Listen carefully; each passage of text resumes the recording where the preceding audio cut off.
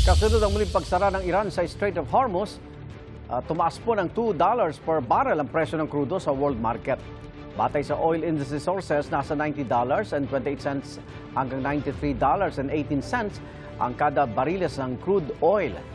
Ayon sa ating Department of Energy, hindi sa Middle East direktang nag-aangkat kasi ng langis ang Pilipinas, pero apektado tayo dahil sa Middle East kumukuha ang mga bansa sa Asia na pinagkukunan ng Pilipinas ng crudo.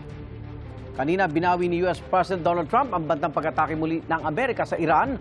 Inaprubahan na raw kasi ng Amerika at concerned parties ang final points sa initial peace deal sa Iran. Pero anya, mananating naka-full force at in effect ang naval blockade sa Strait of Hormuz habang hindi pa pinal ang diskusyon.